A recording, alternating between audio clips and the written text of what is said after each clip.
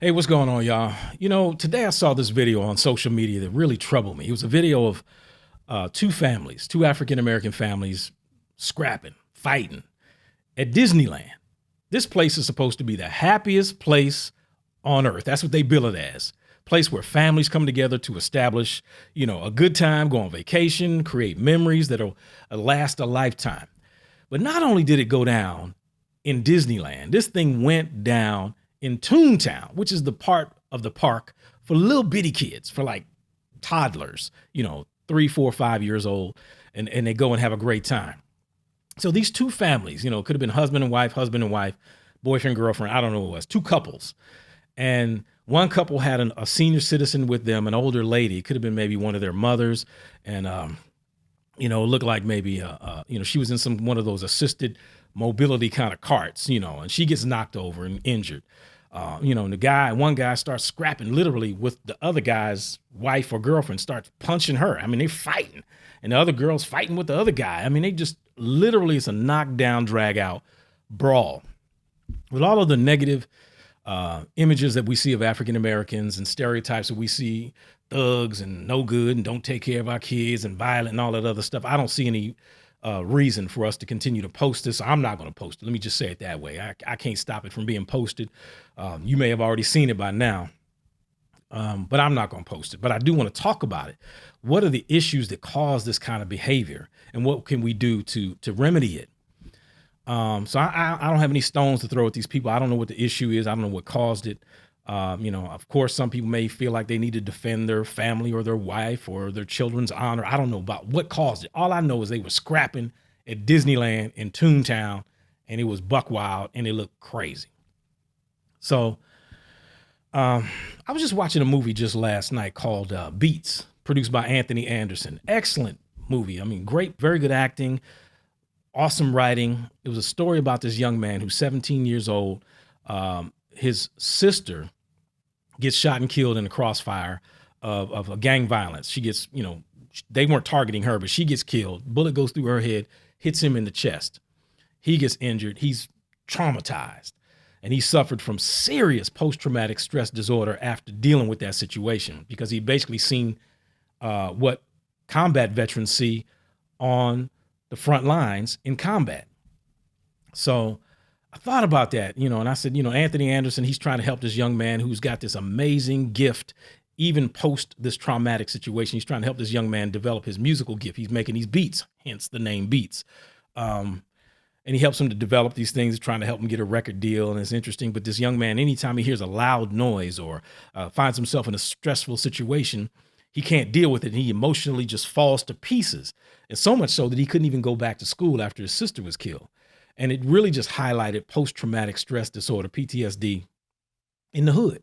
So how many other people in Philly, Chicago, DC, Oakland, LA are going through the same kind of stuff because they see their friends get killed, their friends go to prison, their loved ones, strung out on drugs, or they deal with violence and police sirens and helicopters on a daily basis, and they grow up with it through their formative years, and then they get to a place and they don't know how to process all of this trauma over the years. Now, I'm no medical doctor. I'm no doctor, or do I play one on TV, but I do know that if you get enough stress in your life, sooner or later, you're going to have to let it out. Some people like to pray. Some people, like to listen to worship music. That's what I do. I like to pray. I like to listen to worship music when I get stressed, or to prevent stress if I could. So when I know I'm going into a stressful situation, I know I'm praying, trying to get my mind right, my emotions right. And then also I like to go to the gym. I like to work out, and, it helps to stay in shape and to help minimize my stress. But what about young people who are exposed to stress every single day? And these young people, they grow up and they have kids, and they find themselves going on vacation, and they find themselves at Toontown and Disneyland, and they don't know how to deal with somebody who may slight them, disrespect them, bump into them, step on their shoe. I don't know what caused it. All I know is the flickage, the buck wildness, the ratchetness that I saw was way, way over the top. And I'm like, wow, what caused this? What emotional state would cause you, even with the kids running around, and with people screaming and hollering, saying, hey, stop. What emotional state brought you to that, or what circumstances brought you to that emotional state where you couldn't deal with problem solving skills? You don't know how to talk your way through it, or to compartmentalize your emotions. And I would challenge you. I would challenge anybody to say that there is no such thing as urban or ghetto PTSD. I just really believe that there is. Um, again, like I said, I'm not a doctor, but I would like to have conversations with psychologists, psychiatrists who could even talk about this thing, and maybe some ways that people can talk through their emotions. And I want to have a conversation with you guys online, because I just felt like I just had to talk it out this kind of way. But go ahead and just, put your comments in the section below, and let's have a dialogue around this about post-traumatic stress disorder in urban environments, and how do we, do better? Because one of the things I posted something earlier, and people are like, oh yeah, we got to do better. We got to do better. I agree. But a lot of times folks just don't know how to do better. How do they do better? I think if we knew better, we could do better. But if they don't know, they can't show, they cannot demonstrate a mature, emotionally well-developed individual lifestyle. Because after all we see on TV is Real Housewives of wherever, Love and Hip Hop. And the only ways that they solve problems, and the way that they keep the ratings high, is because they keep people fighting. They keep people throwing bottles and cussing each other out and manipulating. And girl, she did this and he did that, and we pop bottles.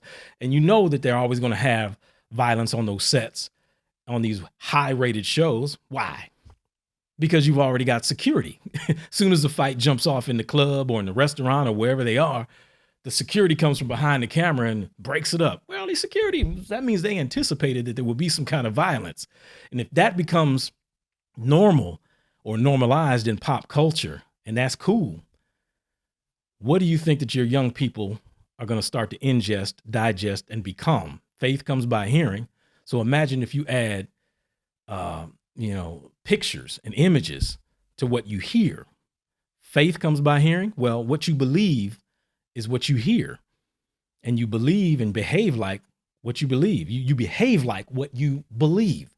So if your belief system is based on solving problems by cussing people out, pulling pistols, fighting, throwing bottles. So when you find yourself at Disneyland in Toontown, even with your toddler children and senior citizen mother, and the only way that you can solve the problem is to scrap, it just really looks bad. And I just think we can do better if we knew better. So let me know your thoughts. I want to go ahead and have a conversation with you while I was thinking about it. Now, I'm just coming from the gym, so I'm stress-free right now. I'm a little tired, but I felt like I just had to say this because I didn't want to try to type it out and write it out. It was just too much. So I just wanted to talk it through. And let me know what you think. I'm Matt Anderson, and that's my story. I'm praying for us to do better, because I know that we can do better. Amen.